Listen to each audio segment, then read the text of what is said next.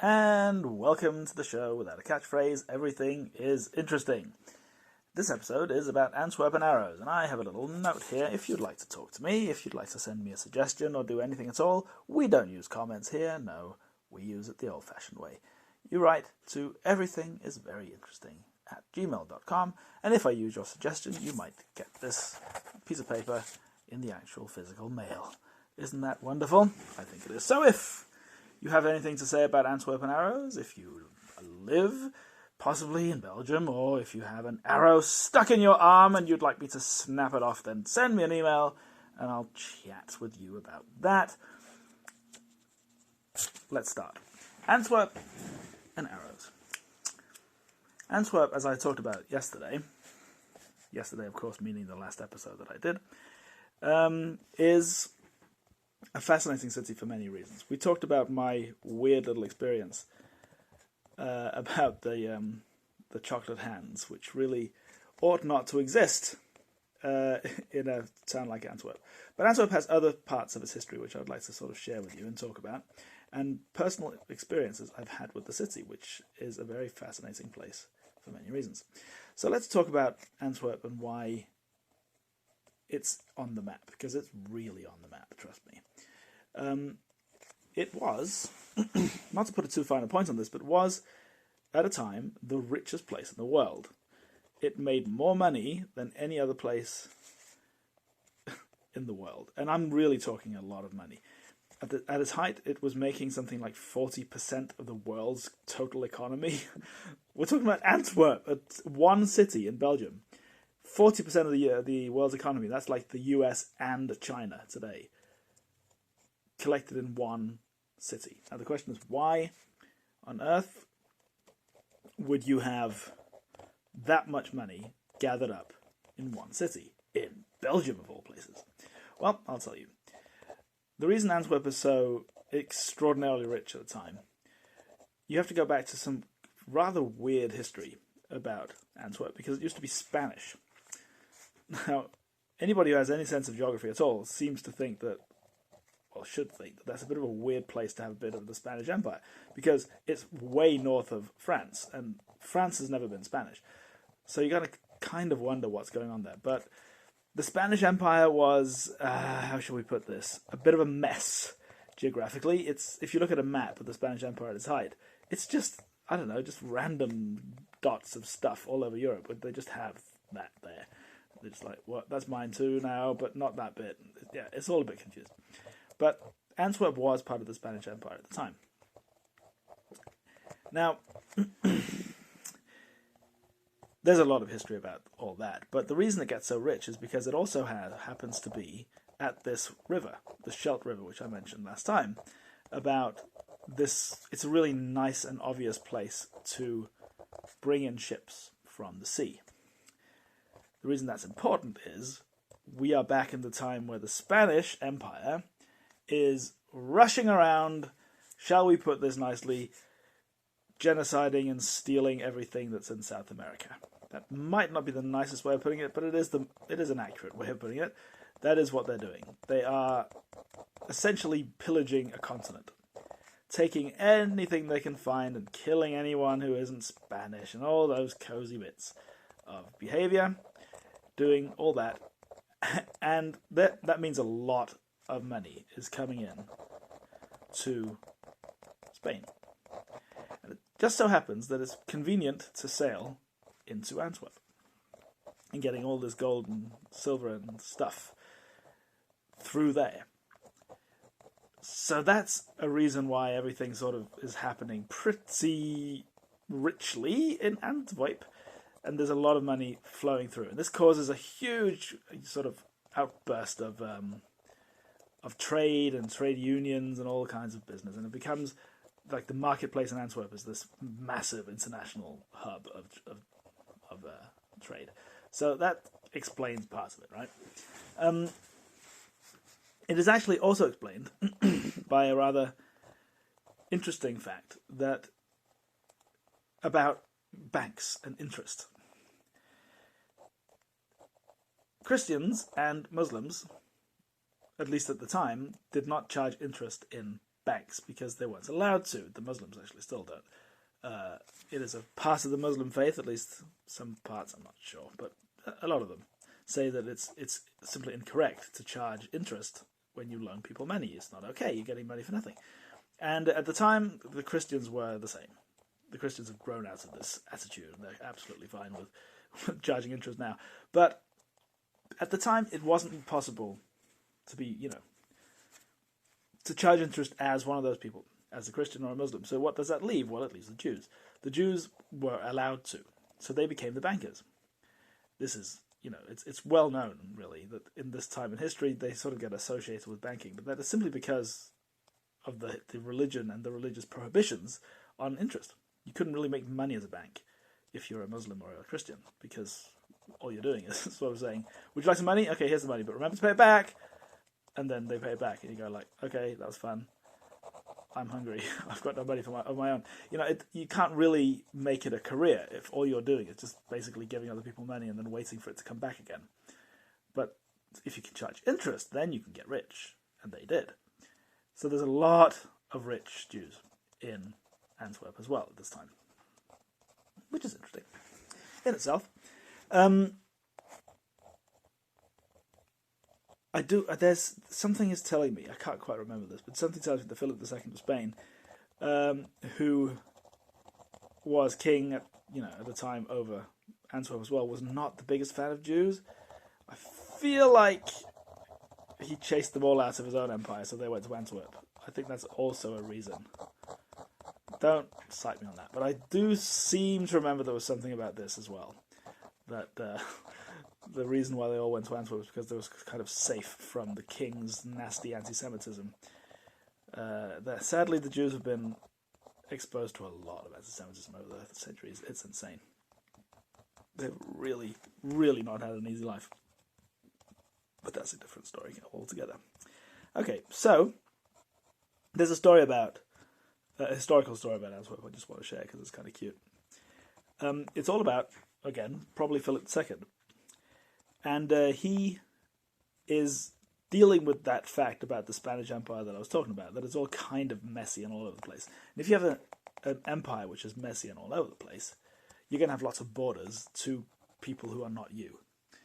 A lot of them. Which means that you have a lot of border disputes to handle. So what do you do? Well, you have to do something. You can't really send your own men to handle that kind of stuff because your own men are far away in Spain, and who knows. So you use mercenaries. You use soldiers which you hire. Soldiers who fight for you because you give them money. They have no patriotism. They have no interest in your country. They probably don't even know where Spain is. They don't care. They just want the cash, baby. So that's how that works.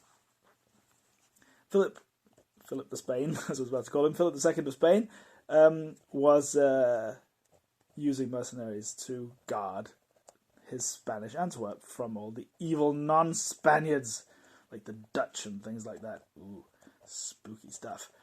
So that's fine. That's how you do things. That's okay. Now,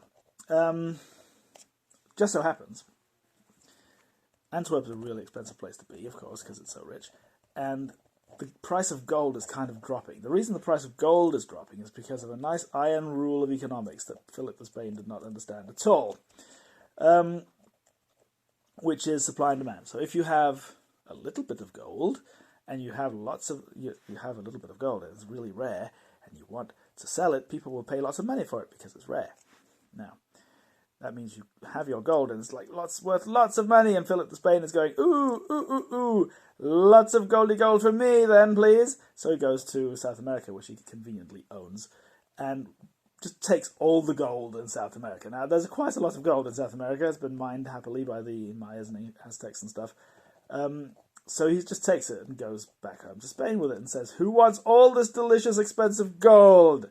But supply and demand says that if you've got lots of gold, suddenly it's not that rare anymore and people will pay less for it. Oh dear, says Philip of Spain. That is not part of my stupid calculations. He was not a businessman, let's put it that way. So he suddenly realizes that he doesn't have nearly as much money as he thinks he does. And that means he has to start saving money. And one of the ways he saves money is by accidentally forgetting to pay his mercenaries in Antwerp. and being like, oh, right, you guys, do you exist? I don't know, who are you? You're not Spanish, bye. The mercenaries, being mercenaries, were not a huge fan of this, and they want their money, because that's what they are. They are mercenaries. Come on now. So they're sort of like, excuse me, Philip of Spain, we are kind of wanting the money. That's the point of all this thing, right? That's why we do this. So Philip of Spain, after a few sort of attempts to avoid this payment, finally sends a ship full of silver, like a physical. This is cute, right? This is before Bitcoin and sort of like PayPal and stuff. So you can't really ship money in the other way. They're like, really physically, he took a ship full of silver and sent it to Antwerp from Spain. And it's just like, okay, this ship is full of silver. That's your money. Okay, that's all I've got, but that's enough. You'll be good. So he sends this money, and it's fine. It's plenty of money for the mercenaries. This ship full of silver. The problem is that there's a storm, and the ship full of silver has to seek a harbour in England. And being Englandish myself, I know exactly what happens here. Because we're British, and we see a ship full of silver arriving, and we were like, okay, thanks for the silver, bye. So we just stole the silver. And that was that. So the mercenaries are still back in Antwerp going, Philip of Spain is getting a bit annoying now. Where's our money? And Philip of Spain's like, well, last I heard, your money was in a ship, and then the British stole it because they're bastards. And the mercenaries, being mercenaries, say, we don't care. We want our money, plus, because otherwise we're going to riot. And Philip of Spain says, well, I don't have the money anymore. I really don't know what to tell you other than just, sorry. So the mercenaries did what the mercenaries did, which is riot. And when they riot good. Oh, they riot good. It is rather disturbing to read about what happened to Antwerp, because the mercenaries did not take their wrath and their anger out on Philip of Spain. No. They kind of just killed lots of innocent people and stacked their corpses high in front of the gates of Antwerp, which is not very nice. But what's the moral of the story? The moral of the story is just don't hire mercenaries, really. It seems to be a bad move. Unless, of course, you're fine with innocent people being murdered because your ship got stolen by the British. Maybe it's just my fault because I'm British. I don't know. I'm not taking responsibility. Just in case you think I am, I'm not. Okay. There is still an echo of this old, incredible wealth that was in Antwerp.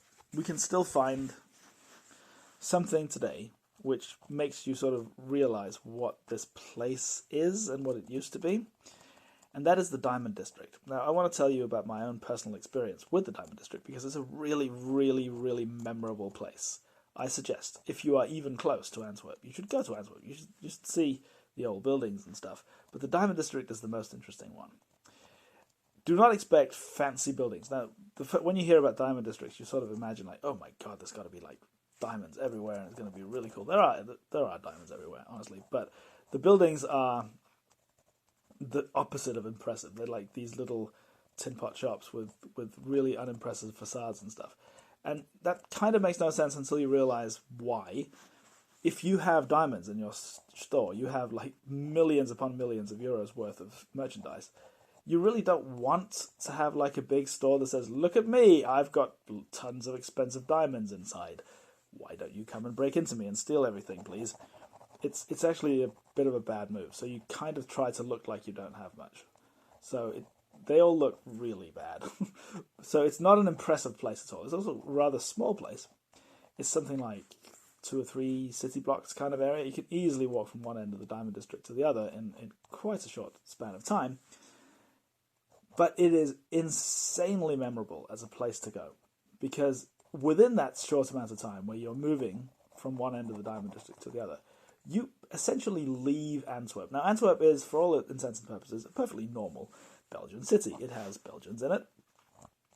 That is more relevant than you think, I'm mentioning that, to be honest.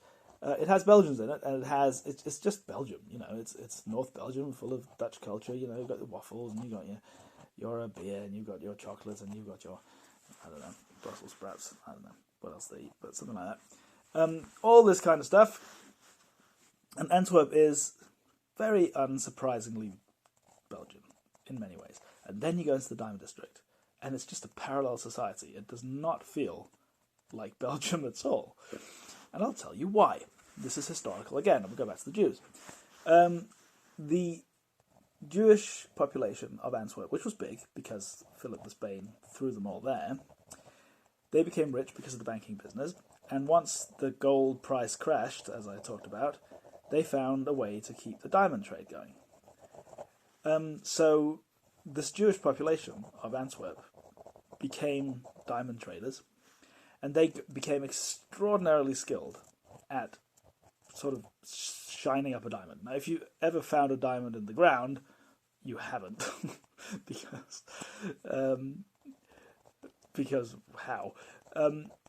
But if you have, anyway, you'll see that a raw diamond is not particularly impressive. It's not very sort of pretty. It's just a rock. You have to sort of shine it up and facet it and sort of know how to carve it up properly and all this kind of stuff. There's a huge amount of skill involved. And to be a good diamond cutter, you have to, there are secrets that are sort of transferred through generations. And these Jewish families hold on to these secrets, and they're very, very good at them. So what we have here is ancient families of Jewish diamond cutters who still work in Antwerp today, diamond cutting. And the astonishing part about all this is that 80% of the world's raw diamonds, 80% of the world's raw diamonds pass through Antwerp. 4 out of every 5 raw diamonds finds itself moving through the city of Antwerp. Now just reflect on that for a moment. That's huge. Like, the diamond industry is, notably a very fancy one. Lots and lots and lots of money involved in it. Which other industry can you even think of where 80% of all the goods go through one single town? Not even just one single town. A few city blocks of one single town. It is gigantic. It is the world's absolute biggest diamond cutting area today. In 2020 today. This is not like in old days. It's right now that all this is happening, and it's all controlled by the Jews, by a few Jewish families, and they're quite orthodox. So when you go there, this is what I'm trying to say. When you go to the Diamond District, it's like being in Jerusalem almost. It's so surprising. We have Orthodox Jews who have the standard Orthodox Jewish garb, the black and white clothes and so forth. Everything that you sort of associate with a Jerusalem Jew. Of course, there's lots of different ways. There's Hasidic Jews and blah blah. But that look is just everywhere. That's just them. That's where they live.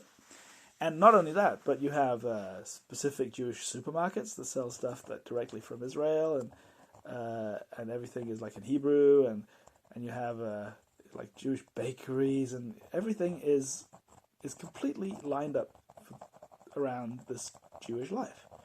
It's a parallel society in many ways. It's so strange because it's completely localized. It's completely localized around this tiny little city block, where all the diamonds also are. It's utterly fascinating. It's utterly fascinating. And it gets even more weird, actually, because it turns out that it's quite tricky to cut small diamonds. The smaller they are, the more tricky it is, and you don't sell them for all that much money. So traditionally, the Jewish families sort of rejected diamonds of a certain size. They didn't want to do that. So it turns out that another set of families from a different culture decided to say, oh, wait, Antwerp is interesting because all these diamonds are passing through, and people kind of send the the small diamonds to Antwerp as well, but they just don't get cut because they get rejected by these Jewish cutters.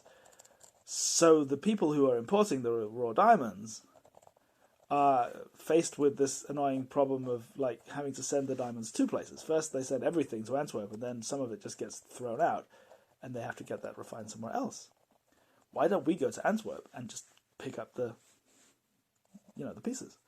Why don't we travel there and say we'll take the stuff that the Jewish families won't do?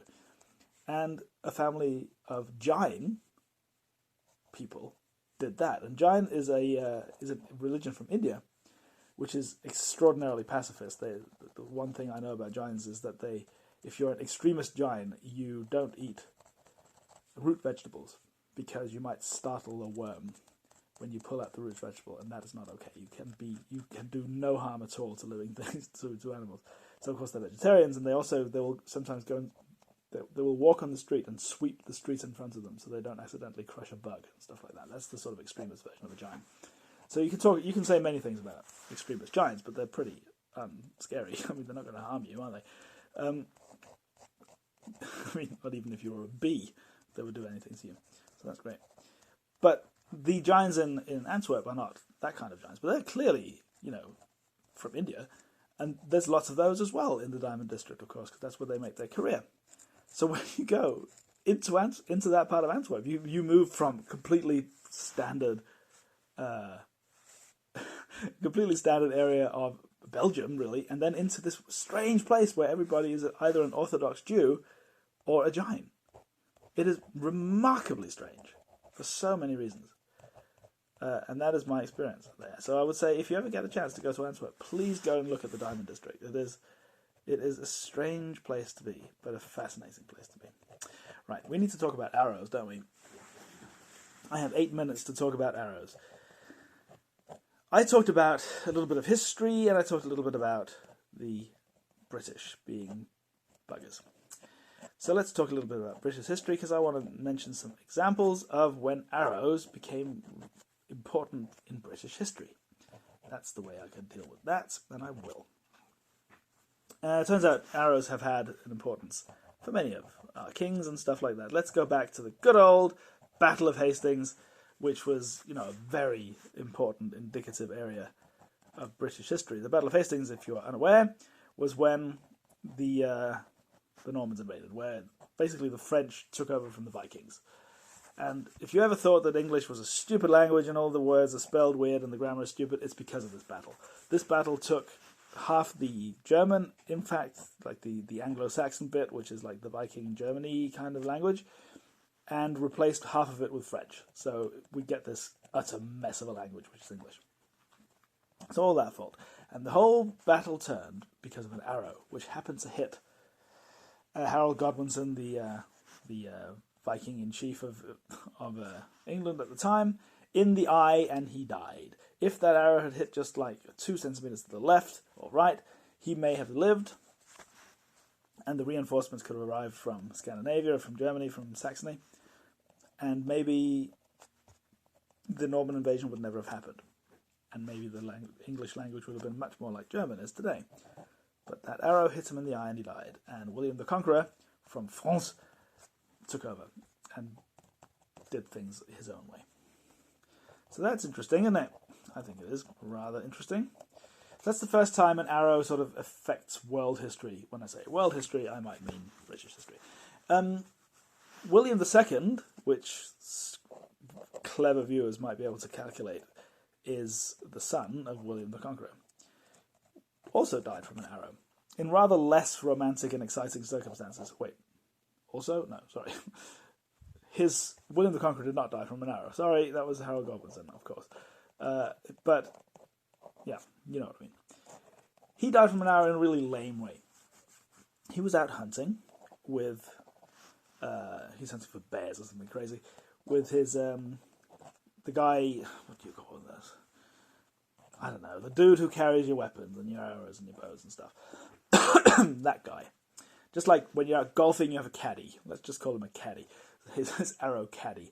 So he was out hunting for bears with his arrow caddy, And the arrow caddy was shooting as well, and let's just say that the arrow caddy accidentally shot the King of England in the chest with an arrow, which is a really, really bad idea. I don't think he was very popular in the kingdom. But anyway, apparently, because this is still Viking-y kind of times, he was shot, this King of England was shot in the chest with an arrow, and he broke off the arrow in his own chest, like snap, which I would like to point out is not recommended by first aid. Don't, if you ever shoot somebody in the chest with an arrow, don't snap it out of their chest, please. That's going to kill them. And lo and behold, the poor guy died, and that's how that the first natural-born French king of England died from an arrow in the chest, shot at him by his own friend, who then rode off and hoped that nobody would notice. Guess what? People did. Then, of course, we have Richard Lionheart. Ooh, we can talk about Richard Lionheart for a while, but we won't. Richard Lionheart is, of course, this famous king who is around in the Robin Hood stories. He's the king who's not there because he's out crucifying. That's not the word. He's out crusading. Yeah, crucifying is something absolutely different. He's out crusading. He's trying to get Jerusalem back to the Holy Land, back to the Christians. Blah blah.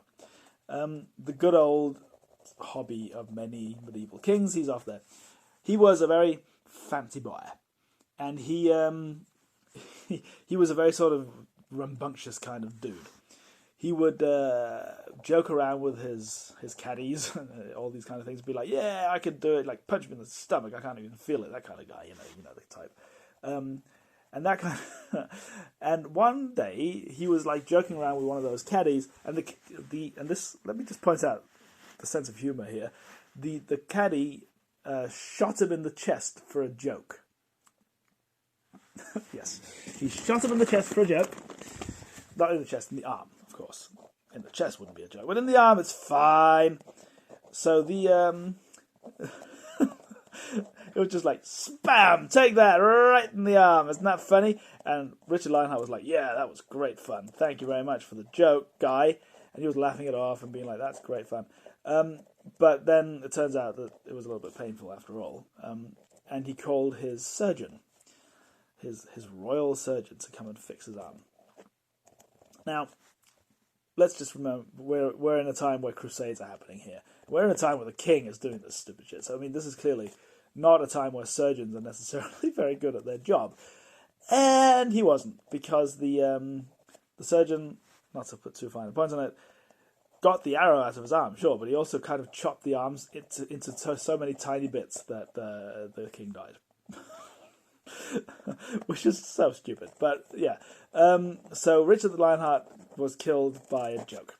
But the king said, no, the guy who shot me, it was a really good joke, even though I died from it. It's a really good joke. So before he died, he said, don't harm this guy. Don't punish the guy who shot me. Actually, you should give him money. I want him to be paid for the good joke. I don't know. That's just typical Richard Lionheart nonsense.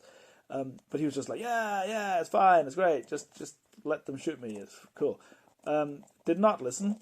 The people did not listen. The moment the king died, they took this guy and they pulled his skin off. I'm sorry I'm laughing, but just, oh my god, the past is a foreign country. They do things differently there, don't they? It's not something that would happen today, I feel. And that's a good reason. Okay, so the last thing I want to say, I have 1 minute, is the time where the knights of France were completely slaughtered by arrows. And this is an important battle, the Battle of Crécy. Because in the Battle of Crécy, the whole paradigm that knights were the best kind of army ever. Because at the time, knights were like considered these Marvel superhero kind of Justice League, Avengers kind of people who just could not be beaten. They would always win. The people who had the most knights will win. The end. No matter what they actually did. They're on a horse and they look cool and they're wearing armor, so they must win, right? This was all changed by the Battle of Crécy, because at the Battle of Crécy, the English had longbowmen and they could shoot really far. And the longbowmen shot their arrows right into the sort of the faces of these knights, and they went straight through the armor, and they were just getting completely slaughtered. On the other side, the French people, they had crossbowmen, and the crossbowmen could not hit the longbowmen because the longbowmen were standing on a hill, and the crossbowmen had never tried shooting up a hill before for some reason, and they just missed, and they panicked, ran away, and were slaughtered by their own armies because that was dishonourable. That is a ridiculous way to fight a war. Don't do it like that. Anyway, I think I'm done for today, so thank you once again for watching me ramble on.